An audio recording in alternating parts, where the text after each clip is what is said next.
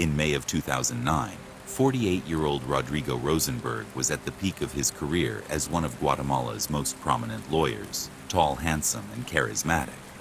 Rodrigo had law degrees from both Cambridge University and Harvard University, and he was the co-founder of a very successful corporate law office in Guatemala City, the country's capital.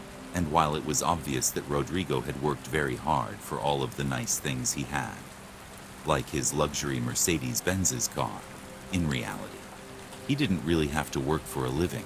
Rodrigo had been born into privilege. There was wealth on both sides of his family. His mother had brought a large inheritance to her marriage, and his father had built a massive business empire that included a chain of movie cinemas. When Rodrigo stepped out of his office building in downtown Guatemala City to meet a client for lunch at one of the upscale restaurants tucked away in the capital's maze of boutiques and little markets, he looked exactly like what he was. A member like his parents before him, of the Guatemalan oligarchy, a small group of rich upper-class conservative Guatemalans who had connections and influence in government and business. He always wore a dark, perfectly tailored suit, an immaculate white shirt, and a pale blue tie, an expensive uniform that set off his dark features and the ring of black hair cut short around the crown of his bald head. And when Rodrigo talked to his client in one of those hacienda-style eateries with red clay-tiled roofs and cool stucco interiors that he especially favored, it wouldn't be long before his client, like all of Rodrigo's clients, realized that it wasn't just the money or influence that drove Rodrigo.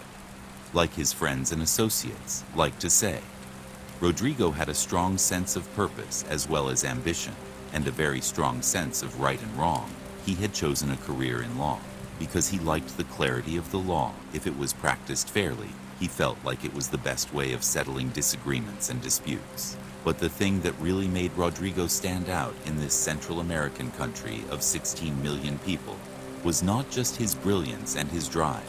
It was the fact that he had a reputation for absolute honesty, because Guatemala was a country best known in the world for its incredible levels of corruption and violence.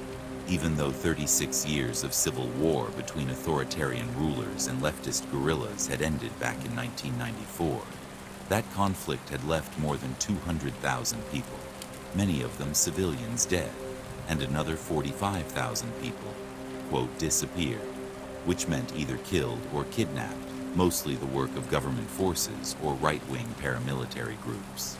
But after the 1994 peace agreement was signed, most of the people in Guatemala who had committed the murders and rapes and other widespread human rights violations that took place during the Civil War were never prosecuted or called to account for their crimes. Instead, in the post-Civil War Guatemala, these should-be war criminals simply turned to new careers, such as participating in organized crime, becoming assassins for hire, or getting in on the very lucrative Central and South American drug trade.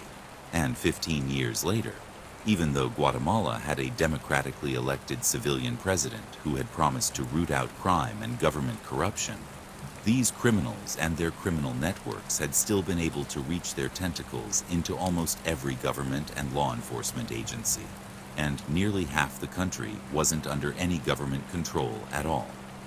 By 2009, Guatemala had the third highest murder rate of any country in the world, averaging more than 123 homicides every week, and 97 of those murders went unsolved, and the few cases that did go to trial often ended with the alleged killers going free, after judges or prosecutors or witnesses were bribed, threatened, or even murdered. So in this sea of corruption, where everyone with power seemed to have dirt on their hands, Rodrigo stood out for his willingness to shamelessly call out criminal behavior wherever he saw it. So to anyone who knew Rodrigo, it didn't come as any surprise when he wasn't just horrified when one of his very own clients was assassinated in broad daylight.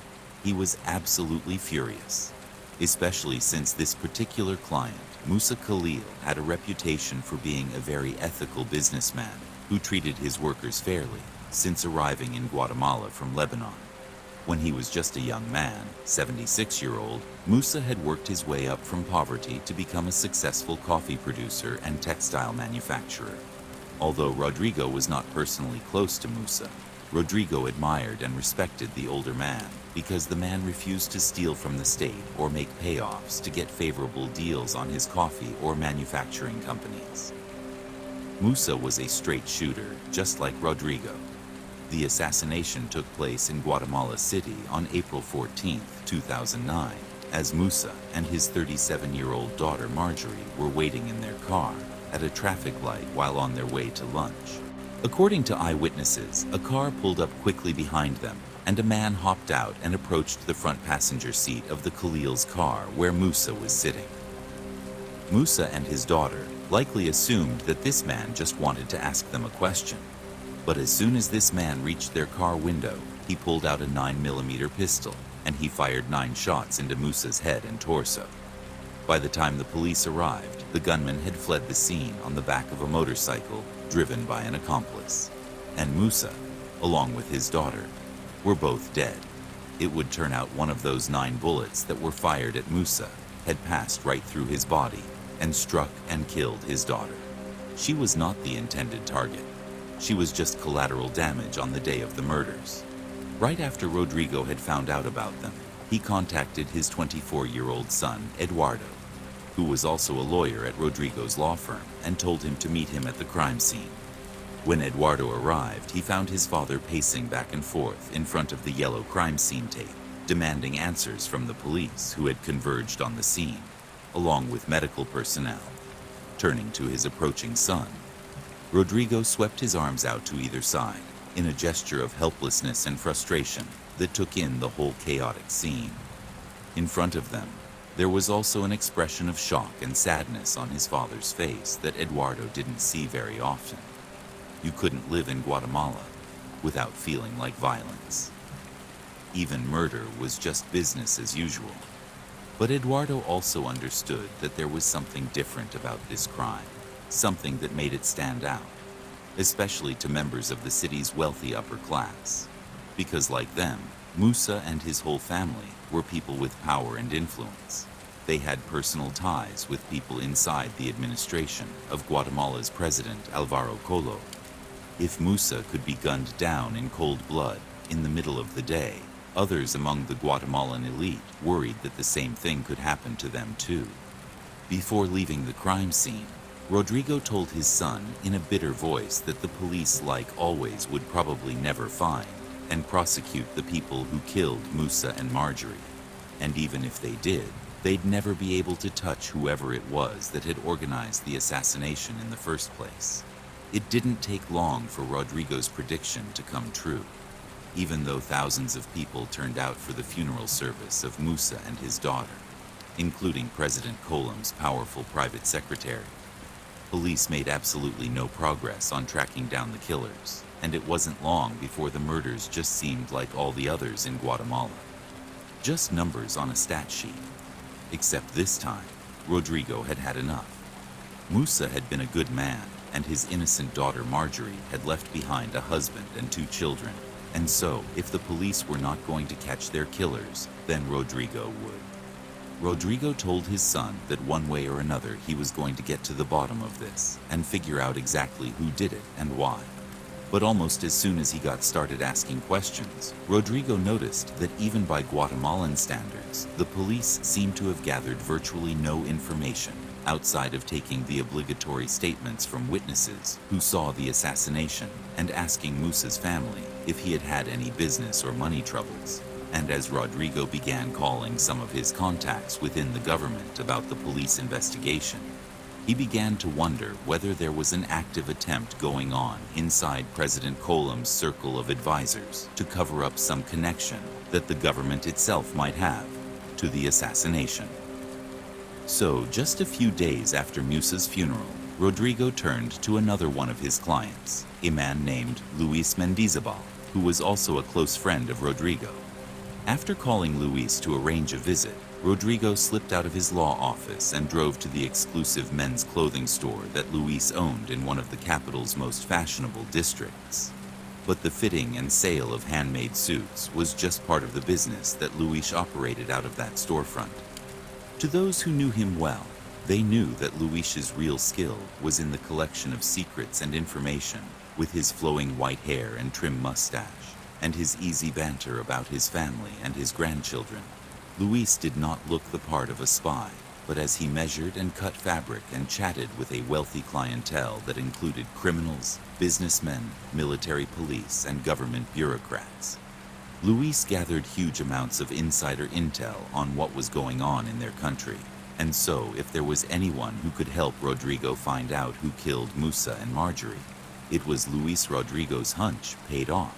Before long, Luis had come up with a possible lead in the Musa murder case.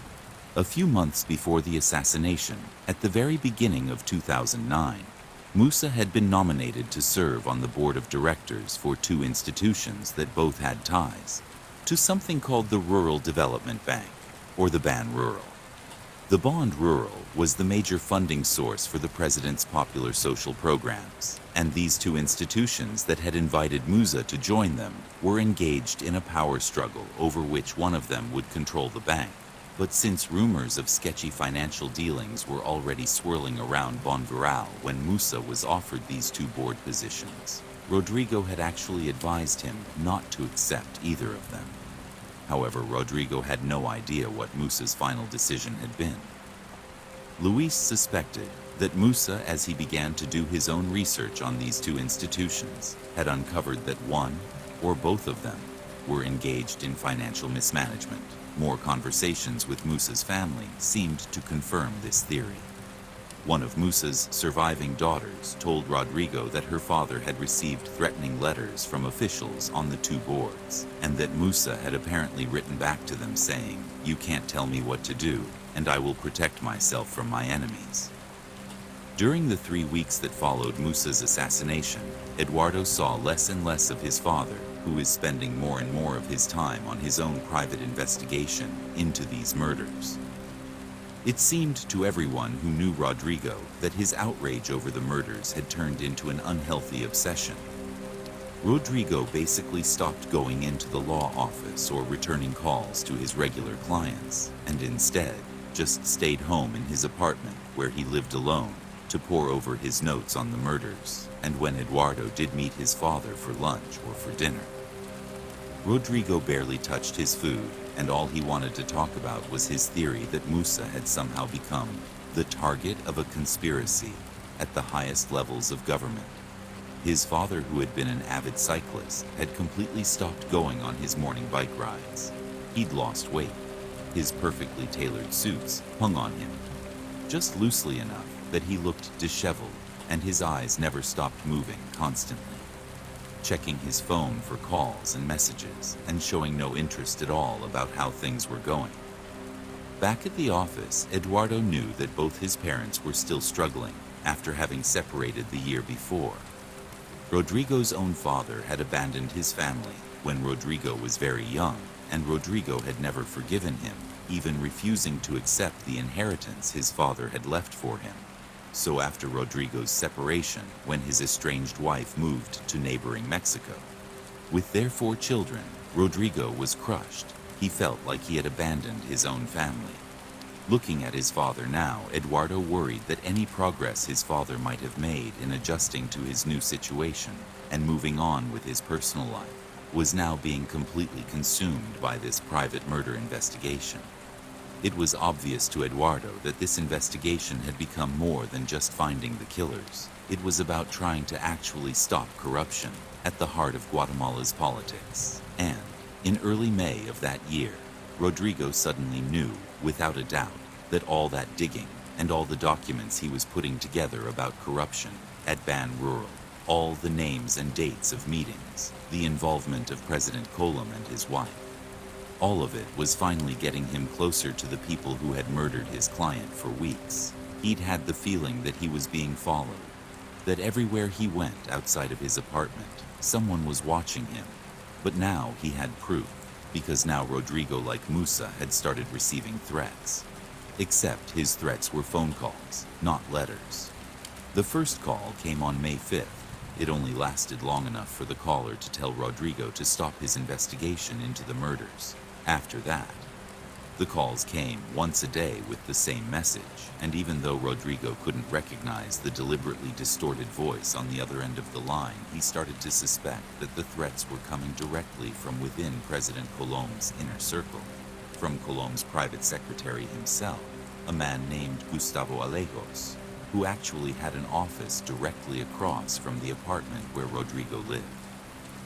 Not only was Gustavo an influential advisor to the president, his brother was the head of the Guatemalan Congress. After these threatening calls started coming in, Rodrigo, who was far more excited at this development than afraid, called his spy friend Luis to tell him about how he thought Gustavo Alejos was the caller. Rodrigo also asked Luis to write down the unknown telephone number that belonged to this threatening caller. Even though he didn't say it explicitly, it was clear to Luis that he was being told to take this number down in case something happened to Rodrigo. After the two friends hung up, Luis felt very concerned. He felt like Rodrigo was aware of the danger he was in, but wasn't fully appreciating it. And so on May 8th, after Rodrigo met Luis at his clothing shop, Luis quickly pulled his friend into a back room, and once the door was shut, and they were alone, Luis told Rodrigo in a hushed tone that not only should he stop his investigation into the murders, but that he should flee Guatemala altogether. Clearly his life was in danger given the threatening phone calls he was getting, but Rodrigo said he could not stop. Now he knew he was close to getting the name of Musa's killer and solid proof that the government had been involved in the assassination.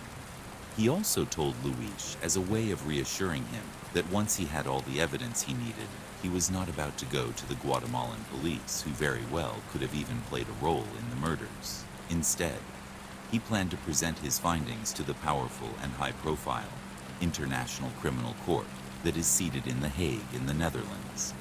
The ICC is known around the world for trying cases that involve genocide, war crimes, crimes against humanity, and aggression, and for trying criminals like the ones in Guatemala who all received immunity from the Guatemalan government at the end of the Guatemalan Civil War. By going directly to The Hague, Rodrigo would finally be taking action against a system of government corruption that had, in the words of one of his friends, been eating at his guts for years. However, before he could go any further with this case, Rodrigo told Luis as they sat in the back of Luis's shop that there was one very specific thing that Rodrigo still had to do, and in order to do it, he needed Luis's help. It was a favor, and it was an insurance policy that no matter what happened in any court of law, the information that Rodrigo had uncovered was guaranteed to become public knowledge. Reluctantly, Luis agreed, and after discussing the details, they arranged to meet again the next day. As Rodrigo left the store, Luis had a bad feeling. He was certain that whatever the outcome of Rodrigo's plan, it was sure to bring a lot of pain to his family and to his friends. 2 days later, on Sunday, May 10th, at 8 o'clock in the morning, Rodrigo stepped into one of the bedrooms of his trendy luxury apartment in the Zona 1 neighborhood of Guatemala City. Glancing out the window, he could see the faint outlines of the mountains that ringed the capital. But his mind was on other things.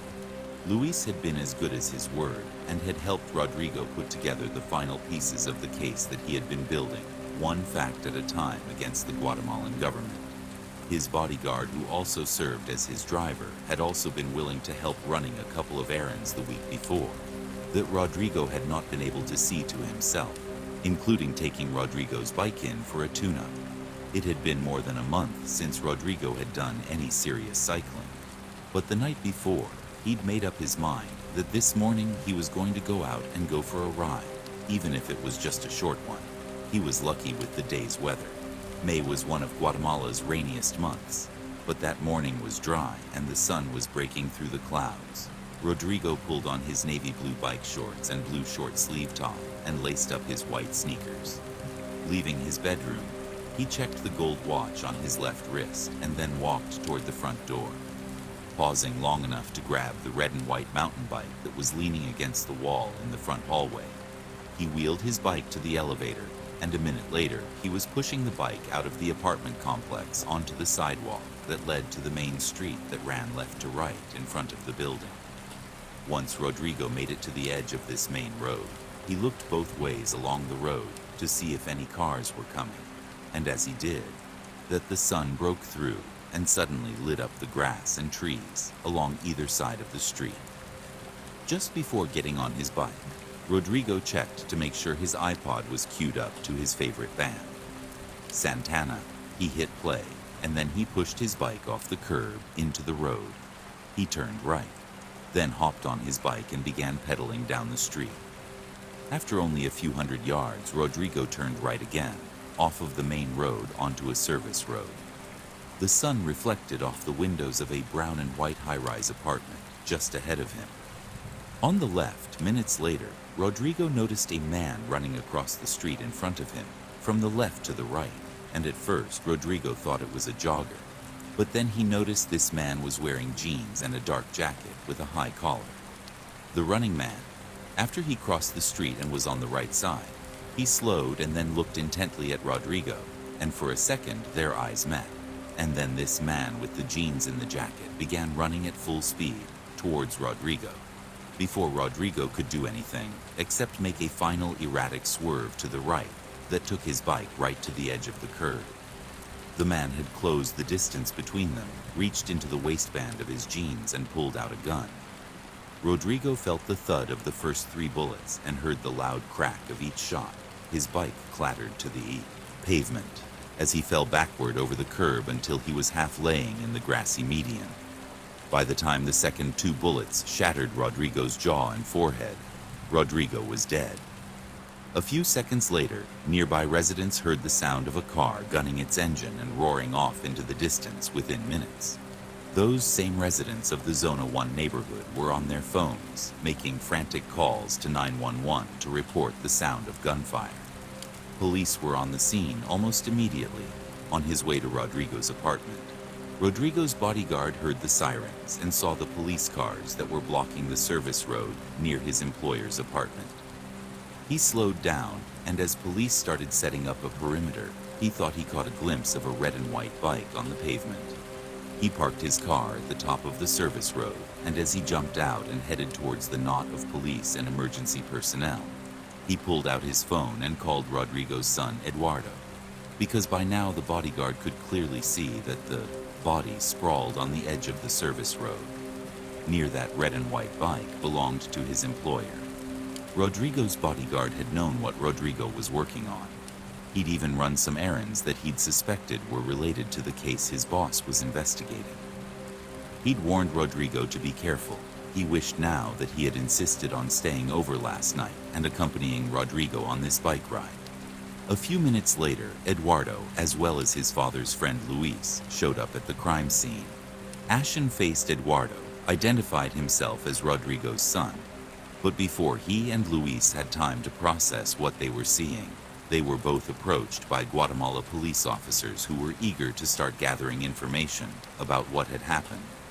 Right as the 2 men stepped back away from the carnage in front of them, Eduardo noticed his father was wearing a wedding ring on his finger again, and instantly, when he saw that Eduardo recalled a secret his father had told him, right around the time Musa and Marjorie had been killed, and as he thought of the secret, Eduardo felt an unexpected rush of grief come over him, and his eyes started to fill with tears. He felt so sorry for his father, and he just hoped that the police would be able to find his killer and bring them to justice. But before the police could really even begin their investigation, something happened that would push the Guatemalan government to the edge of total collapse on May 12th, 2 days after Rodrigo's murder. Hundreds of people crowded into a church to attend Rodrigo's funeral service. The pews were filled wall to wall with his family friends, clients, government officials, business leaders, and the fashionably dressed members of the capital's wealthy oligarchy.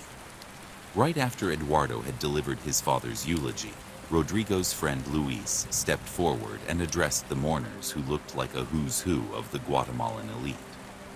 Taking a deep breath, Luis said to the crowd that he knew they were all asking themselves the same question: why would anyone want to kill Rodrigo Rosenberg? Then Luis held up his hand, showing the crowd a case that contained a DVD. This, he said, contained the answer to that question. once these surprised and excited murmurs quieted down. Luis went on to say that Rodrigo had left instructions that if he was murdered, then Luis should go public with the 18-minute-long video that he now held in his hand.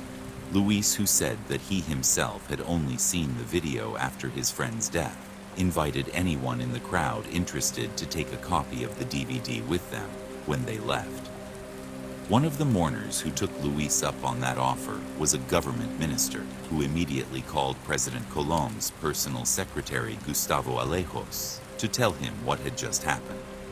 A few minutes later, the minister slipped out of the church and drove straight to the National Palace in the center of Guatemala City, where President Colom lived with his wife as President Colom. Along with his vice president and closest advisors gathered in the president's office, an aide slipped the disc into the president's computer and then hit play. A second later, they were all staring at an image of Rodrigo sitting alone behind a table with a blue screen behind him. He was wearing his usual navy blue suit, pressed white shirt, light blue tie, and wedding ring. In front of him was a microphone. There was nothing professional or polished about the production of the video that filled the computer screen in front of the president and his aides. And for some reason, that made the message that Rodrigo delivered even more believable and chilling.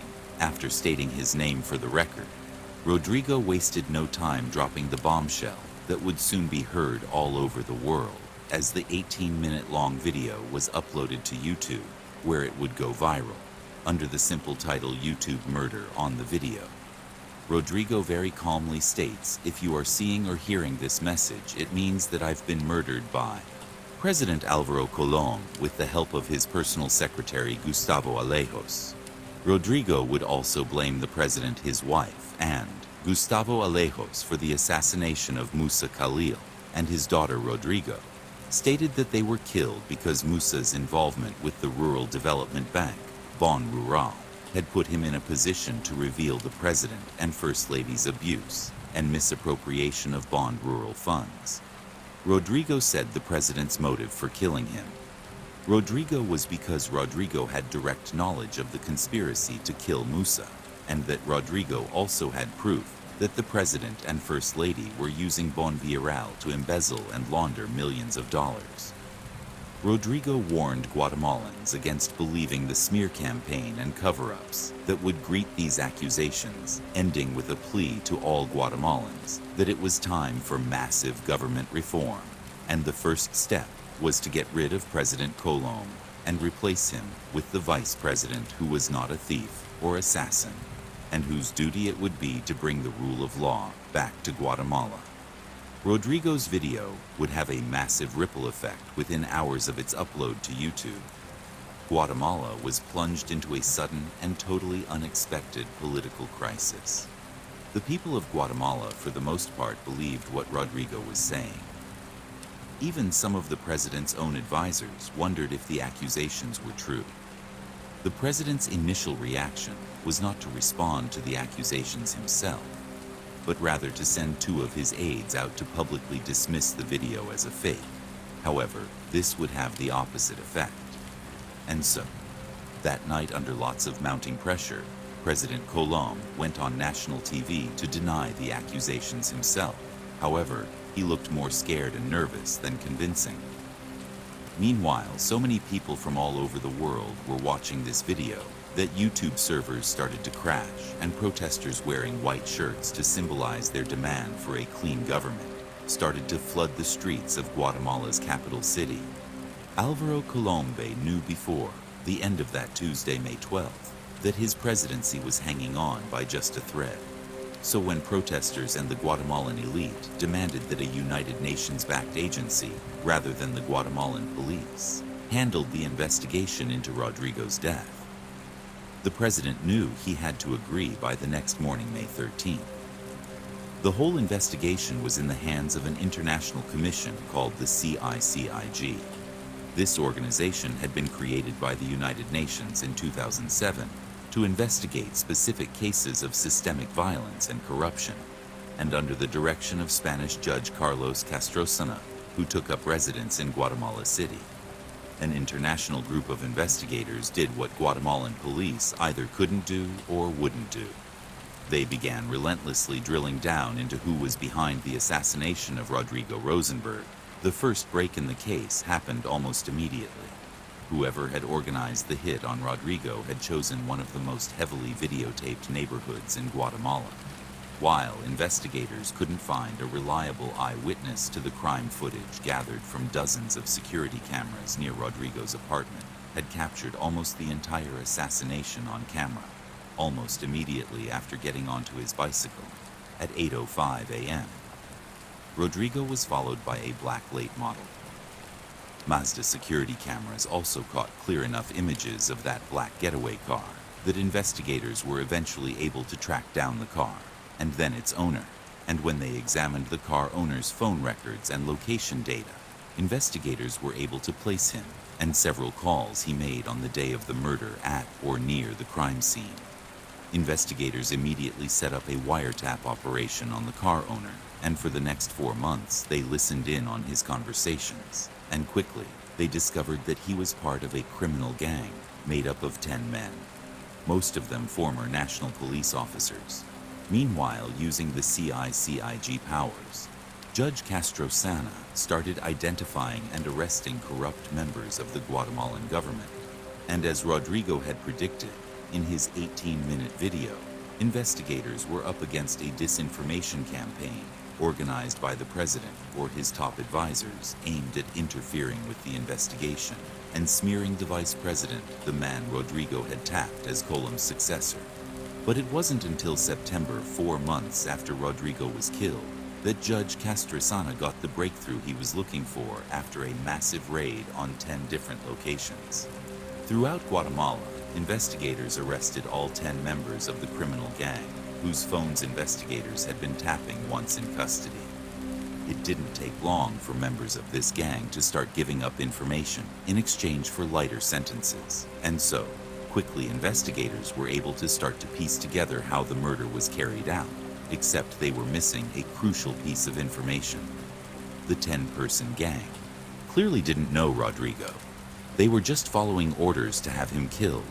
But what the investigators couldn't figure out was who gave them that order. Who was the person behind the scenes making this assassination happen? Judge Castrosana and his team believed this person was an inside man, someone who had been close enough to Rodrigo, who had not ridden his bike in over a month, to know that Rodrigo had chosen that morning to go for a bike ride down that service road. But it wouldn't be until investigators tracked down a small piece of paper with a faded signature on it that the so-called inside man would be revealed based on all the information investigators found. This is a reconstruction of what really happened to Rodrigo Rosenberg on Friday, May 1st, 16 days after the murder of Musa and his daughter Marjorie, and 9 days before Rodrigo's murder. The inside man who would mastermind Rodrigo's assassination contacted one of his most trusted lieutenants. He told him to go buy 2 prepaid mobile phones. He told the man to pay cash and warned him not to sign his name on any paperwork or sales receipt. The lieutenant did as he was told and dropped both phones along with the sales receipt off at the office of the inside man. By this point, the inside man had already arranged the hit on Rodrigo. He had reached out to 2 men who were actually close friends and relatives of Rodrigo, 2 powerful brothers who owned one of the biggest pharmaceutical companies in Guatemala. The inside man had told them that he needed their help, arranging a hit on a man he described as a, quote, extortionist. The brothers said they knew of a criminal gang that would probably do the hit for about $40,000. The 3 men settled the details. The brothers told the inside man that they would contact the hitmen and arrange the payment along with the delivery of a burner phone that the hitmen would use to communicate with the inside man. The inside man set the murder date for Sunday, May 10th, and told the hitmen that he would be in touch with them before that day, with a detailed physical description of their target along with information on where and when they should actually commit the murder. Then, starting on Monday, May 4th, the inside man used the second prepaid cell phone to start calling Rodrigo's personal cell phone. He called Rodrigo at least once a day for the next 5 days, speaking only long enough to make a single threat, telling the lawyer to stop investigating the assassination of Musa Khalil on May 9th. One day before Rodrigo's murder, the inside man called the hitman to tell them that Rodrigo would be on a bike and would be most vulnerable shortly after leaving his apartment when he turned onto a nearby service road the next day, shortly before 8 a.m. The two hit men sitting outside Rodrigo's apartment in the black Mazda with tinted windows heard their phone buzz. The driver took the call and turned on the speakerphone, and then they heard the sound of the inside man's voice. The shooter sat up and listened while he double-checked that his 9mm pistol was loaded. The voice on the phone was low and calm. Their target, he told them, was a tall, thin man dressed in navy shorts, a light blue top, and white sneakers. He would be leaving the apartment building at about 8:05 a.m. He'd be riding a red and white mountain bike. He told them to follow Rodrigo onto that service road and then ambush him. There, he told them to approach Rodrigo from behind and shoot him in the back, and then once he was down, fire at least 4 more shots into Rodrigo's neck, up into his jaw, and a final shot into his forehead. The inside man told the hitmen to be sure they destroyed the cell phone he had given them, along with its SIM card. Once the assassination was complete, the hitmen said they understood, and they hung up at the same time. Rodrigo was standing in one of his bedrooms in his apartment looking out the window, and then, a couple of seconds later, he turned around and went into the kitchen where he made sure his coffee maker was turned off. Then, he collected his bike from the hallway. Pushing his bike next to him, he headed to the apartment elevator and punched the button for the ground floor. Where he exited the building once outside, Rodrigo made his way towards the main street, taking a few seconds to enjoy the cool temperatures and the sudden sunshine that was pouring through a break in the clouds. Then he queued up a song by Santana on his iPod, and despite feeling a little rusty and stiff, he hopped onto his bike. He turned right and he began heading down the main street. After a few hundred yards, he turned onto the service road when he saw the man in jeans and the dark jacket running towards him. He tensed up, but only for a second. Then he quickly turned his bike towards the side of the road where he jammed on his brakes, coming to a complete and sudden stop. Then he got off of his bike, dropping it onto the pavement in front of him. And then he sat down on the curb with his back to the man running toward him. A moment later, Rodrigo would have felt the first bullet hit him in the back before he could even absorb the punch or feel any pain. He felt the next 4 bullets hit one in his cheek, one in his neck, one just below his jaw, and finally, with the killer standing right in front of him, another round into his forehead, knocking his upper body backward onto the grassy median. Seconds later, residents of the apartments in Zona. One called the police. It would turn out the inside man. The person responsible for Rodrigo's assassination was Rodrigo himself. He had been devastated by the assassination, not only of his client Musa, but of Musa's daughter Marjorie, as Rodrigo had secretly told his son, Eduardo, and his friend Luis. Rodrigo was deeply in love with Marjorie, and they were planning to get married as soon as Marjorie divorced her husband, the wedding ring that Rodrigo had been wearing at the time of his death, and when he was seen on camera in the YouTube murder video, had been a gift from Marjorie just before she was killed. The raw grief Rodrigo felt over the senseless killing of the woman he loved, along with his absolute conviction that the hit on Musa had been planned by a corrupt president. His wife and personal secretary had combined to create a feeling of total hopelessness in Rodrigo's head. At some point, early in Rodrigo's investigation into Musa's assassination, Rodrigo realized that even if he could prove his allegations of corruption against the government, there was no way that anyone that high up in government would ever be charged or punished for their crimes. So early in May, Rodrigo, crushed by despair, came up with a plan that would both end his own personal misery and he hoped would set Guatemala on the road to real reform. It would be a suicide, dressed up to look like an assassination. And with the video he planned to make before his death, Rodrigo hoped that his staged assassination would result in a bloodless coup that would take down the presidency of Álvaro Colón. So it was Rodrigo who had contacted his wife's cousins, the owners of the giant pharmaceutical company, and told them that he wanted to arrange a hit on an extortionist, a man, he told them, who had been after Rodrigo for money. His cousins had agreed, never once suspecting that the extortionist was actually Rodrigo himself and the trusted lieutenant, that Rodrigo had asked to go buy the 2 prepaid cell phones. That was Rodrigo's trusted bodyguard/driver. Rodrigo had made sure one of those 2 prepaid phones was delivered to the hitman, and he used the other phone to make threatening calls to his own personal cell phone and to give his killers his own personal description and to tell them exactly when and where they could find and kill him. And so on the morning of his own death, when Rodrigo saw the man in jeans and a jacket running toward him, he knew it was his killer. So he just pulled over, sat on the curb, and waited to be killed.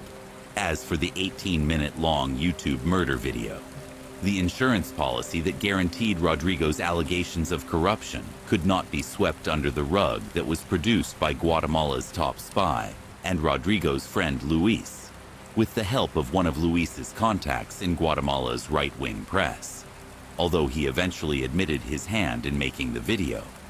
Luis claimed he had no idea that Rodrigo was planning his own assassination.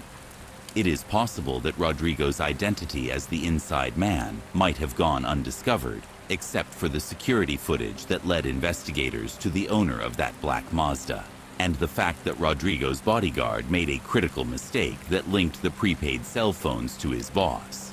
When the bodyguard purchased those 2 burner phones, he did what Rodrigo said not to. He signed his name on one of the sales tax slips and submitted that slip of paper with his faded signature on it to a secretary at Rodrigo's law office. Even though Rodrigo's videotaped allegations of widespread government corruption were true and resulted in the CICIG removing hundreds of corrupt government officials from their jobs, it would turn out Musa Khalil's assassination and the unintended murder of his daughter Marjorie were not the work of Guatemalan government officials, just as Guatemala's one honest lawyer was prepared to stage an assassination that could send his own cousins to prison. Apparently, the honest and incorruptible Musa was buying contraband from criminal networks for use in his textile factory when Musa refused to pay. Those suppliers, they had him killed. Once Judge Castrosana released his findings and named Rodrigo as his own killer. The CICIG and government brought charges against Rodrigo's cousins, as well as the 10 members of the criminal gang that helped facilitate the hit. As for President Colón, the YouTube murder video scandal would end up actually strengthening his presidency. His decision to turn over the investigation into Rodrigo's death to a third party, the CICIG, and wait for their report, gave him the public appearance of being a calm and confident leader. If you like this video, do like, share, and subscribe.